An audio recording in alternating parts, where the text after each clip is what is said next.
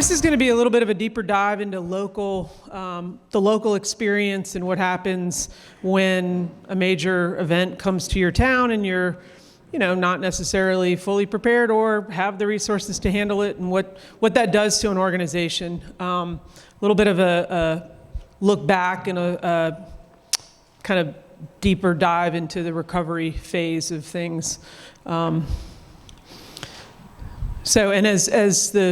As Megan said, I spent most of my career in the city of Charlottesville, retired as a deputy chief. I was super fortunate that the fire chief of the county surrounding Charlottesville, which is Albemarle County, reached out to me and said, "Hey, I hear you're eligible to retire. Could you be interested in coming to work for us? We'd let you do what you want, give you this title of community resilience. We want you focused on building innovation and new programs and projects that support a more resilient community." And it was exactly what I'd written my thesis on, creating co-response models, alternative response models to those challenging issues that came up earlier this morning that are sustained problems that need sustained solutions, and not just somebody trying to put a Band-Aid on something, trying to get a little more upstream of what those problems are. So I was really fortunate that he hired me to come do that in the county. But it gave me a chance to also look back and reflect on what the last 5 years of my career was, which was basically a big old mess. So that's what we're going to talk about, is the big old mess. So for the sake of this conversation and this case study, organizational trauma, if you look that up, not a ton of literature out there around what that is, what it means, how to prevent it, what to do when it happens. But it's a real phenomenon, and it does happen. And these are some of the qualities that make up organizational trauma, or that you see present when there has been something that has traumatized an organization. The employees feel powerless, hopeless, sometimes disengaged, but more often than not, they're just powerless and hopeless. Big old disruption of roles and responsibilities. Often all of that's up in the air. We'll talk more about that. And just a big sense of loss. And even if you haven't had one of these events happen, everybody lived through COVID, and everybody probably has that as a context that they can look back at and see, or back on and see some of these qualities that have happened in your organization from that event. And so why are we talking about this? Because it's not just possible, it's probable. The FEMA produces this national preparedness report every year, and last year's report came out in December, and it sort of reinforces, these were the 4 key findings from that report, but it reinforces the need to be talking about this topic because, as I think we talked about this morning, and the increased frequency and severity of events is not going to, that's not going to decline. That trajectory doesn't look to be changing. What was interesting to me was in that study, or that report, they looked at high community level risk as one of the key findings, that this local level, they always said emergencies start local, end local, but the reality is they really do, and that risk down at the community level, it isn't a statewide agency managing it for you. It isn't, if you're not a big city, then you're left dealing with some of these super complex, complicated problems that take lots of resources and lots of coordination. Ongoing household preparedness, and then that lack of standardized building code adoption, which I thought was an interesting, to be one of the 4. But if you look at, that's a picture of the Surfside event, the collapse of the Surfside building, and that's, I think we're going to increasingly see more issues with that lack of standardized building code adoption. So let's dig into what happened in Charlottesville. And in order to talk about what happened, I think people think about the day that we had this big rally, but leading up to that, it's good to sort of set the stage for why we had that and why Charlottesville, and it all started with the Confederate statue removal debate, which originated in South Carolina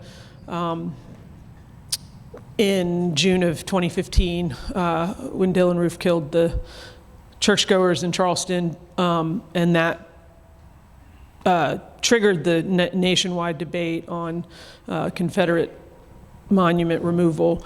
In January of 2017, our mayor at the time in the city of Charlottesville was a guy named Mike Signer, and he declared Charlottesville the capital of resistance, and it was in response to President Trump's executive actions on immigration and border policy. And right after that, we had a high school senior or junior who actually had taken up the cause to sort of champion the removal of Confederate statues. And in Charlottesville, that Confederate statues were not just present, they were, and not just the center of some of our parks, they were these huge statues that towered over the parks, and actually their installation, their original installation, were done by the KKK, Lee Park. That statue, the pictures from the original installation, there were members of the KKK in their hoods standing there installing the statue. So it wasn't just a conceptual thing. This was an incredible. It was very powerful that these high school kids got together and brought this to council and said petitioned council to remove them.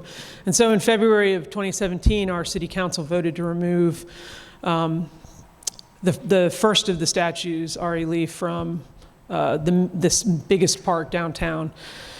And then that action triggered a series of events and a series of events in support and against statue removal. The first one being on May 13th.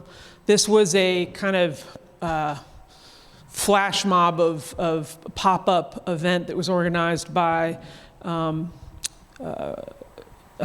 Richard Spencer, Jason Kessler, and this was both of whom graduated from UVA, the University of Virginia, which is located in the city of Charlottesville. And they organized this on social media, under the radar. Nobody knew this was happening. It was an unpermitted pop-up event.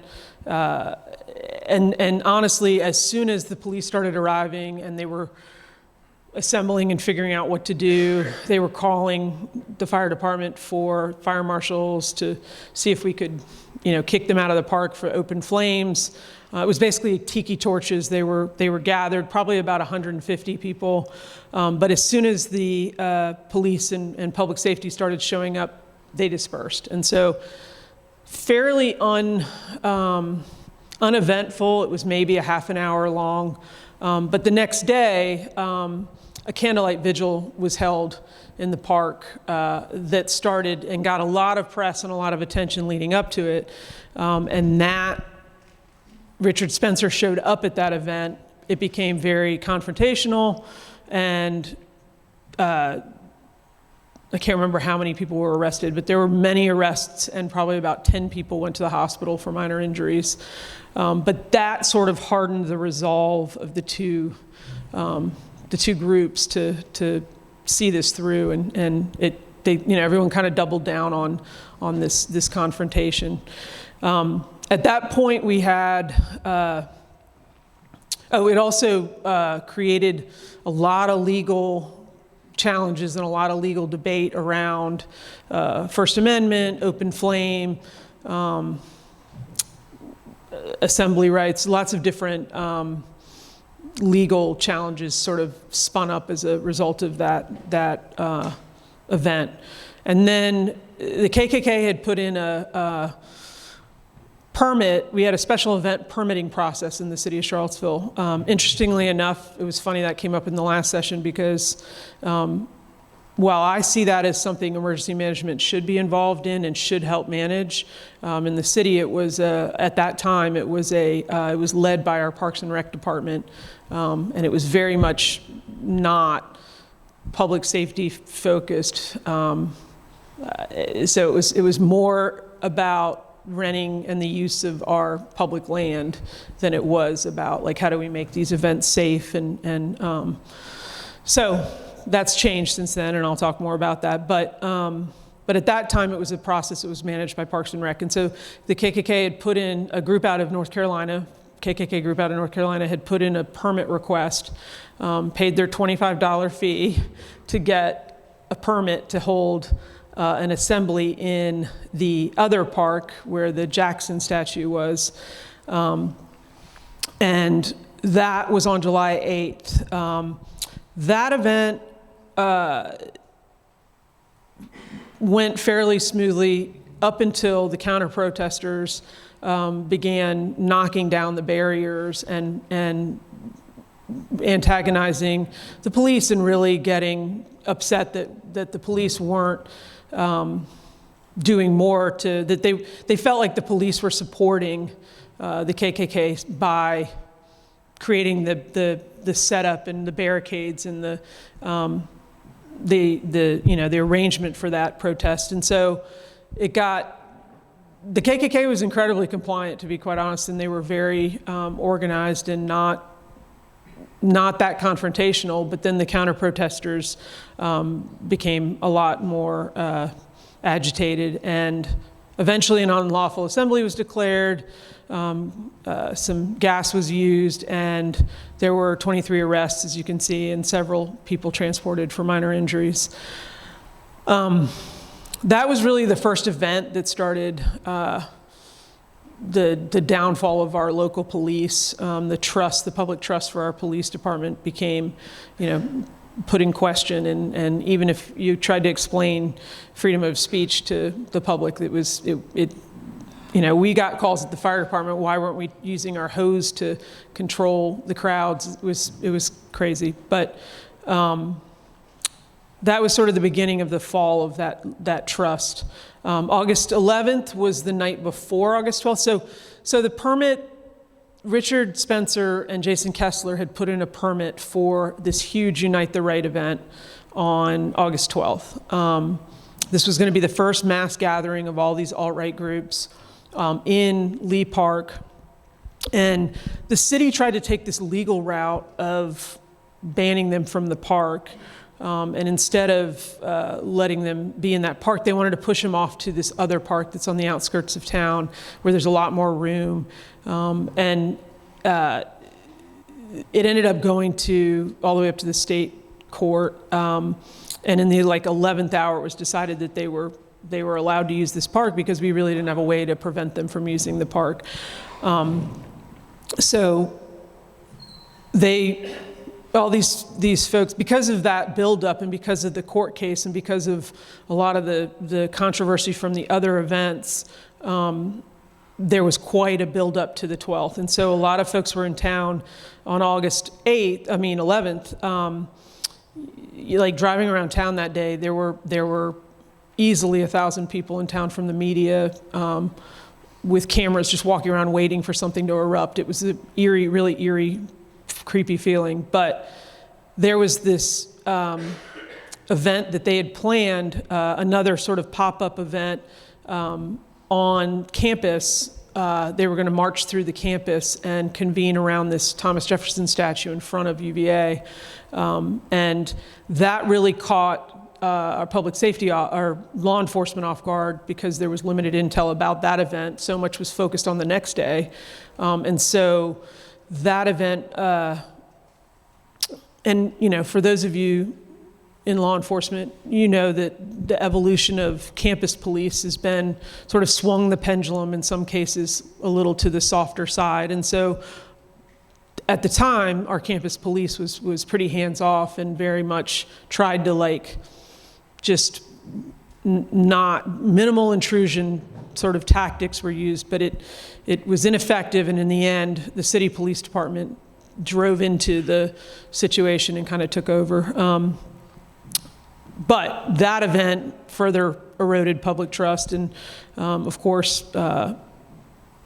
didn't set the stage for the next day very well. So the next day was intended to be this first gathering of all these alt-right groups, and the demonstrators ranged. I went to a final intel briefing for that day, the afternoon of Friday the 11th, And at that point, we had 36 identified groups coming on August 12th. So it was it was there was a fair bit of intel, but the idea of how they would work together or not was really what was in question. And then a lot of the counter protesters, we weren't sure what we would have in the way of counter protesters. So then August 12th came, and the permit was for noon in the park, but everybody started showing up around 9 a.m. We had a base camp, public safety had a base camp of operations at the county office building, which is downtown about a half mile from the park, and where everyone parked was beyond that, and they were literally marching down the street and looked like a kind of ragtag army, heavily armed, heavily dressed in, gear and homemade signs. But it was shocking to watch for a solid 2 hours people just pile into our downtown wearing what looked like clothes for battle, all carrying at least one weapon. So that was long before noon. It was 8, 9 a.m. And I'm not going to get into the tactics too much, but essentially what was planned was not enough. It was this operational concept of keeping the two groups separated just was dissolved almost instantaneously. It was like a stadium arrangement, but it wasn't possible. And so fights were breaking out. Everybody was sort of overwhelmed. The forward EMS and fire folks that we had to retreat because they were too far in the middle of what was becoming quickly a big mess. And by noon, the governor and the city manager had declared a state of emergency, and law enforcement declared an unlawful assembly. Even though the park was intended to be the central location, it spanned all over our downtown mall. And Charlottesville's 10 square miles with 50,000 residents. The county surrounding Albemarle has another 200,000. And then the university is sometimes counted in that 50,000 or not, but there's probably another 20,000 people. So there's anywhere from 50 to 70,000 people in that area. And certainly plenty of people came in from outside of the area, not just the protesters, but counter-protesters and others. So we easily had, I think, 150,000 people in a 2 square mile radius. So trying to put out it was like a wildfire, but trying to put out hot spots from all around the downtown was just quickly overwhelmed our police department, even though this was the largest convening of law enforcement in the state of Virginia, even more than at the Virginia Tech shooting and other big events. It quickly overwhelmed everybody. At 1:40, so they declare state of emergency, unlawful assembly. They try to disperse the park.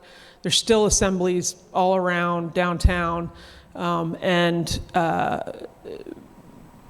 1:40 is when James Field carried out this car attack, and he drove down through our mall and killed one and injured 20 plus others. That scene was shocking to say the least, but add to that, there were reports of snipers on rooftops, and you could see, being down in that crowd, that's me down in the middle of it, you could see people on the roof with guns. You could see people, whether or not they were snipers, I don't know, but that's what people were saying, like, we've got snipers on the roof, get in, get out, grab people. And I was literally just grabbing cops and lining them up and making a circle around the biggest area, and then sort of expanding it every time cops showed up. We just kept expanding that bubble to try to protect us, to take care of the injured. We were able to triage and treat and transport 20 plus patients in under 40 minutes, which felt very fast at the time. There was good command and control of that one incident, one sub-incident, but it was still complete chaos and felt very chaotic, very, under fire. We had guys in the fire department who have done tours of combat, and they said that day felt worse than they've ever had in any tour they've ever done, who've seen like actual combat. They said that was far more stressful than anything they've ever done. And then later that day, a couple hours later, we had a helicopter crash, and the report of that, I happened to have been back. My role that day was the liaison officer for the IMT, but for the incident management team. But during the time frame of the protest, I was supposed to be sort of a field chief officer, an extra safety officer, and so I was on my way back. That's how I ended up at the car crash, the car attack as one of the first. But I was back at the command post where the incident management team was when I actually saw the helicopter go down, and got to the helicopter crash. And on the way to it, they were saying it was the Virginia State Police helicopter, and the governor was on board, because we knew the governor was coming. He was committed to coming to town, and so we were scrambling in the 11th hour scramble. Somebody wants to come to town in the middle of that, and you guys all know that diverts the resources, and so we were taking people to go try to receive them and bring them to town, and that's what, it wasn't the governor's, it wasn't his helicopter, but it was the two state troopers were headed to go pick up to be the overwatch for his motorcade, and so they were on their way to go follow him, and they crashed in a neighborhood. It was due to mechanical failure, but at the time, under those circumstances, we thought it was shot down. We were sure there was something sinister at play, right? I mean, that's where your head is when you're feeling like everybody's attacking you. So that's not what we're here to talk about. We're here to talk about what happened afterwards. In the immediate aftermath, we stayed in the spotlight for a really long time, like more than a year, because of the president's comment about the two sides. And you'll still hear people say that. You'll still hear that news clip come up. And that was frustrating. The public trust and faith was gone. There were demands for accountability. There were just tons of finger pointing, and there were several really big, heavy-hitting investigative investigations that were launched, one by the governor, one by the Virginia State Police. There were just multiple after-action reviews that were conducted. So what that did, and we also had a continuous string of FOIAs, and I was also the FOIA officer for our department. There were over 600 in 3 months, which was insane. We had to hire lawyers to just handle that piece of the recovery. But what emerged from that was, if you think about it from the employee's perspective, if you've just gone through this horrible thing that was probably the worst day of your career, and then you get hit with this super deep dive into what happened, and it comes at you through an investigative lens, right? Everybody clams up, everybody just sort of retreats to their own, and it becomes a very ugly sort of finger pointing kind of situation. And so these were the major areas of concern that emerged. No surprise there. That tends to preparation, coordination, collaboration, communication was another one that came out. But all of these recommendations in these areas of concern that came out were not wrong, but they were impossible to implement in the traumatized state that the city was in. We had a ton of organizational casualties. In my last 5 years at the city, there were 7 city managers in 5 years. The mayor turned over. We had a couple of city attorneys. We had 3 different police chiefs in that 5 years. The UVA president was outed. The UVA police chief left.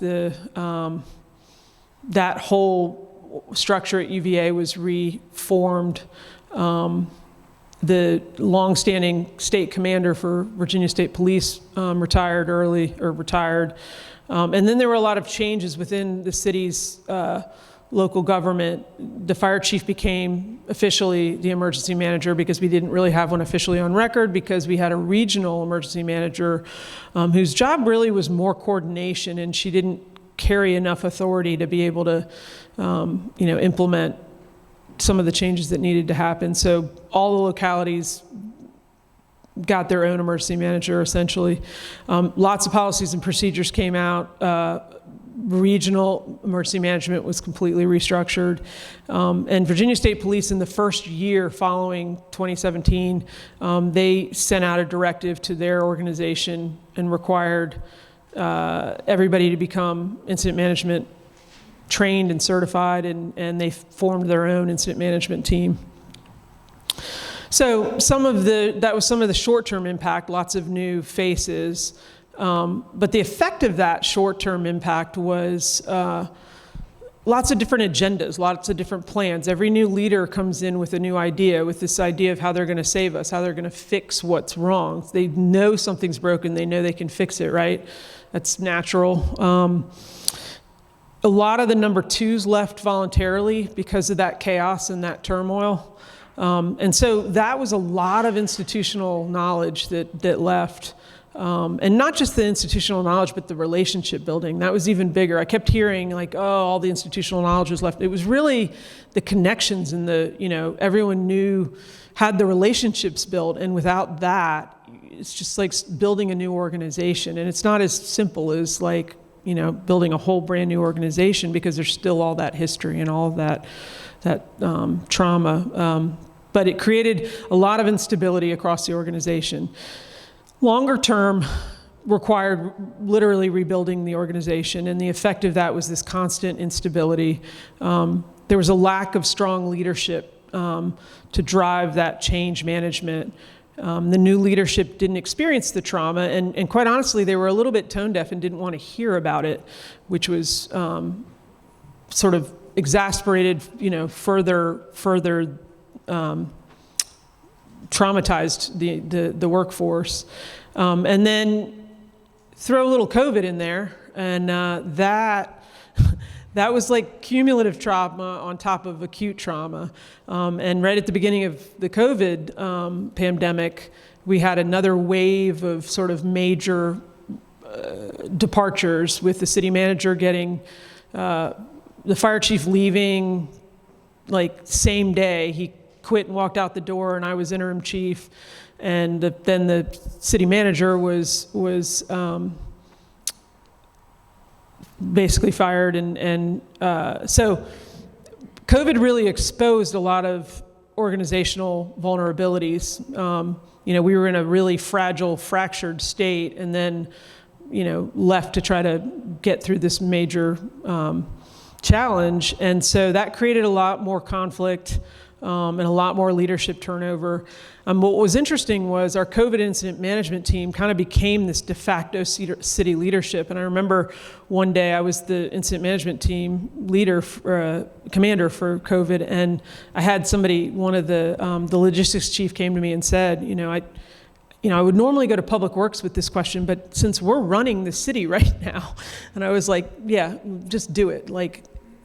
There's nobody to ask. There was, we didn't even have an interim named for city manager. And so it was a lot of just kind of hunkering down and getting it done. But that created some bad, not bad behaviors, but unproductive, when you have a informal structure of leadership.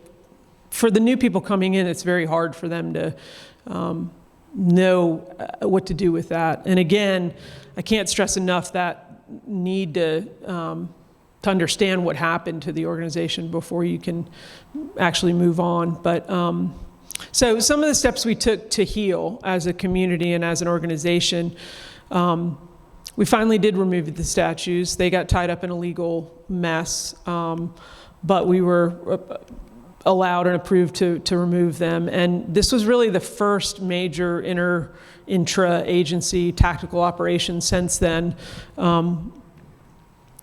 The protests that we had the summer of 2020, like a lot of the country had, following George Floyd's murder, those went very smoothly as well. Lots of coordination among law enforcement. But this was one of the ones that really brought law enforcement together, and they began to sort of reconvene. And then we had the civil lawsuit that was a pretty big landmark federal suit that held 14 of the individuals plus 10 of the hate groups liable for what happened on August 12th, up to $26 million in damages to 8 specific people that were part of that lawsuit. Not that I doubt that they're ever getting paid, but that was at least, that was at least something that gave the community a way to feel like there was some closure and they could move on.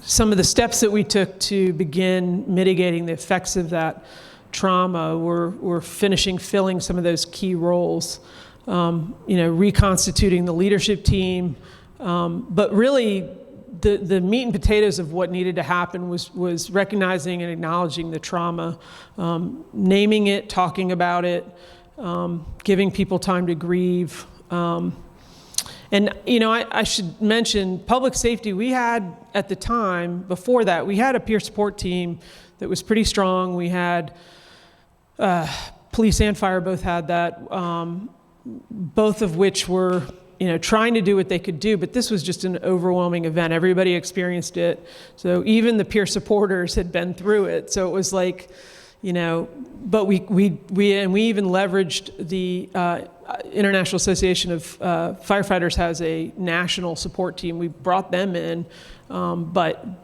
even bringing in other resources, we brought that in immediately following, but that wasn't a sustained effort for years, and we still have firefighters that have left and are still struggling from that day. Another big thing that we needed to do to stabilize was reestablish and improve the internal communications. Like I said, that COVID team became the default. Like everything came through that team and it didn't need to. And so redirecting and reestablishing those lines of communication. The communication director and I were tied at the hip, and I would just literally send him everything I got and say, this isn't, we shouldn't be handling this. This should be you guys, and really reestablishing those lines of communication was essential. And then at the end of the day, a lot of it was just modeling the kindness and compassion for each other, and being, treating people with grace, and giving people a little bit of, give them a little room to breathe, and a little bit of room. When the new leaders would come in and want to start with some new agenda, they would see employees kind of shut down, and is trying to remind people that they're not shutting down because they're disengaged. They're shutting down because they're traumatized, and they don't know that you're going to stay, and they don't know that you care. They don't know, this isn't to not take the time to understand what happened, and to not take the time to build, to hear their story, and know what they went through. I think is what set all of those, is why we had that revolving door of leadership. It's because they couldn't be successful because they didn't take that time. So remembering history and interrupting amnesia, strengthening the organizational identity, and getting the employees to be part of that, building the culture back was critical. And then reestablishing mechanisms of support. Well, so these were some of the specific things we did. We tried to really focus on a trauma-informed approach. We're lucky that we have Dave Matthews' band. Dave Matthews is from Charlottesville, and so he put up a lot of money. His foundation put up a lot of money first they played a huge concert for the community, and then put up a bunch of money to support a bunch of ongoing trauma and community mental health and wellness efforts. And so there were a lot of resources available and continue to be available. And so including stress first aid training. And so normalizing talking about stress and stress reactions and getting people to take advantage of those resources was something that we focused a lot on. I talked about citywide communication, creating some SOPs and policies around agency-wide and department-specific actions, reconstituting our special event process, and making sure that we have the right folks, right departments, and the right groups leading that, and looking at that holistically. And then making sure that we're really acknowledging, again, I know it sounds super repetitive, but just making sure we're really acknowledging that trauma and understanding where people have been and what they've been through. So some of the lessons learned for me and why this became what I've been able to reflect on and understand was that trauma-informed approach is critical, and pretty much any organization's had some type of trauma.